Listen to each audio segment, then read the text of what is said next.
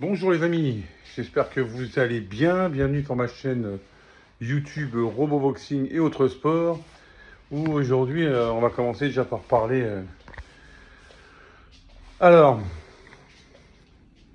de la démonstration d'un côté et de la débâcle de l'autre.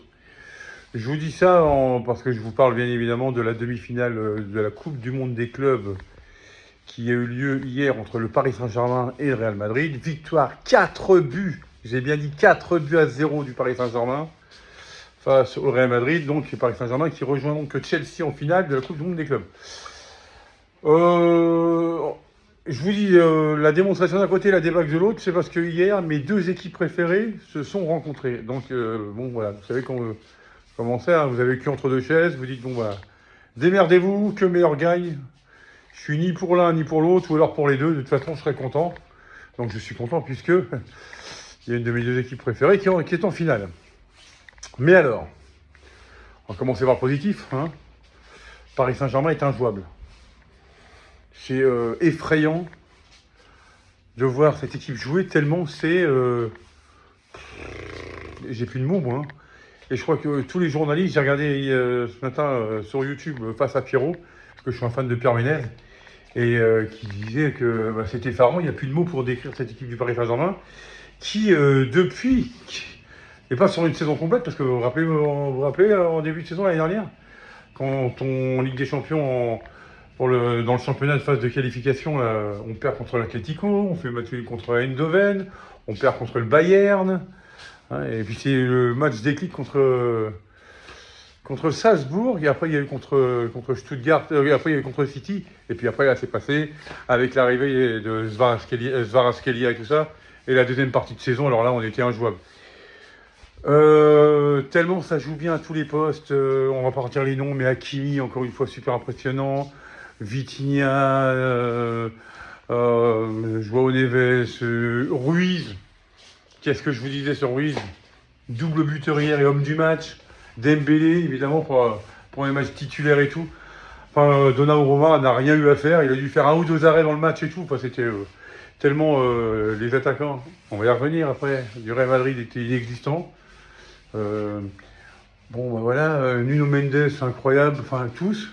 Kvaratskhelia, Doué, même Ramos a participé au festival puisqu'il a marqué le 4e but. Enfin bon, bref, je vois pas comment cette équipe de Chelsea va pouvoir arrêter Paris.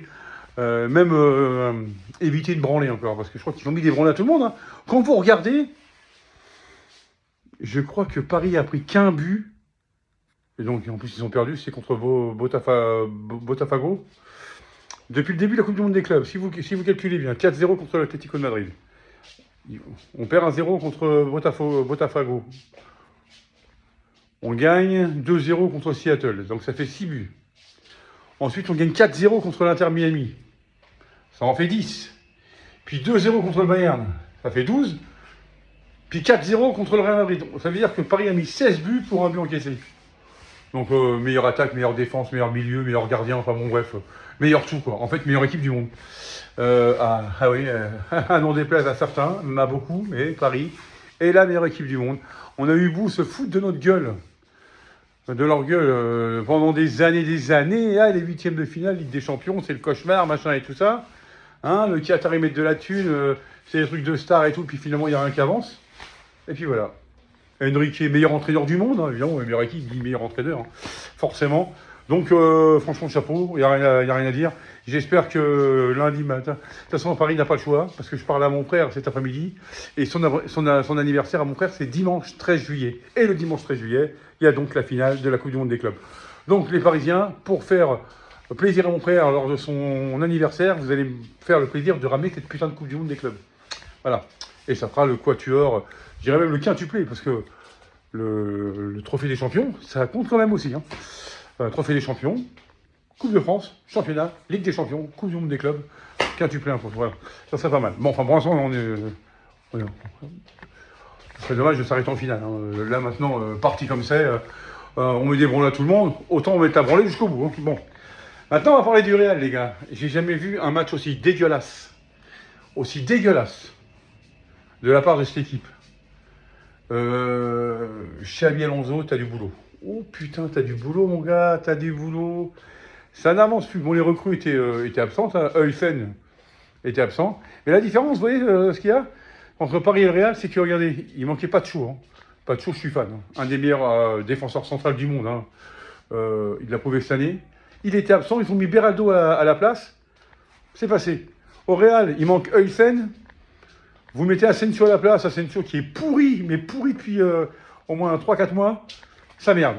Il n'y avait pas de Trent Arnold, puisqu'apparemment il était blessé.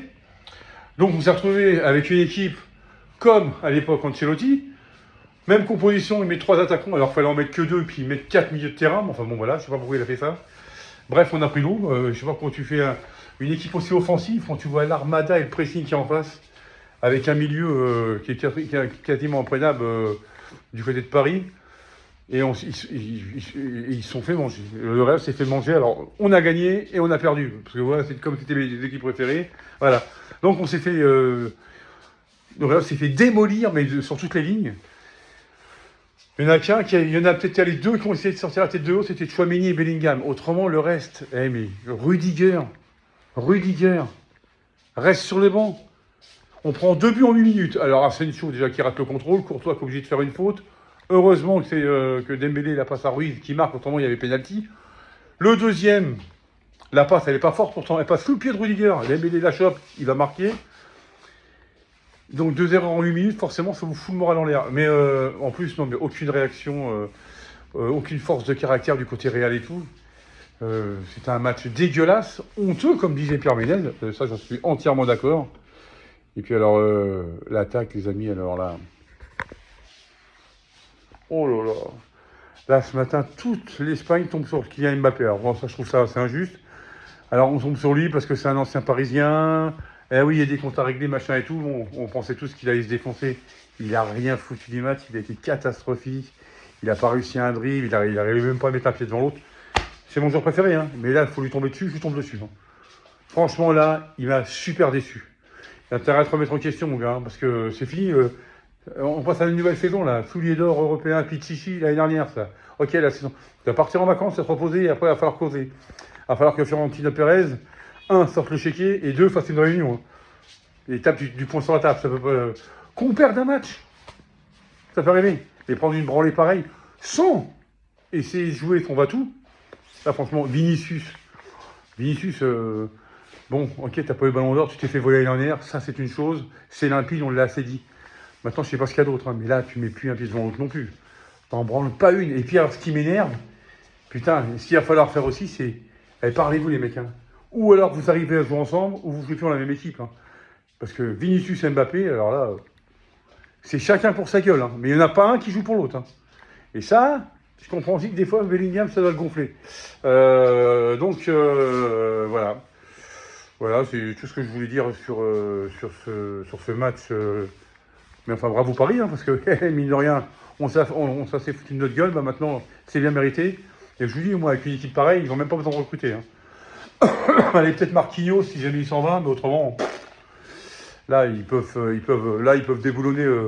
La saison prochaine, il n'y a qu'une équipe encore contre qui je voudrais voir, qui était très impressionnante l'année dernière. Mais bon, voilà, c'est Barça. Là, j'aimerais bien voir un PSG Barça pour voir lequel des deux prend le dessus sur l'autre. Je pense que c'est Paris quand même, mais bon. Parce que meilleure défense, meilleur gardien. Mais quand même, ça serait bien. Mais si c'est continue comme ça, je pense que la Ligue des Champions, on va conserver le titre l'année prochaine, hein, je pense. Parce que là, je vois pas qui pourrait nous battre. Hein. Enfin bon, on n'y est pas encore.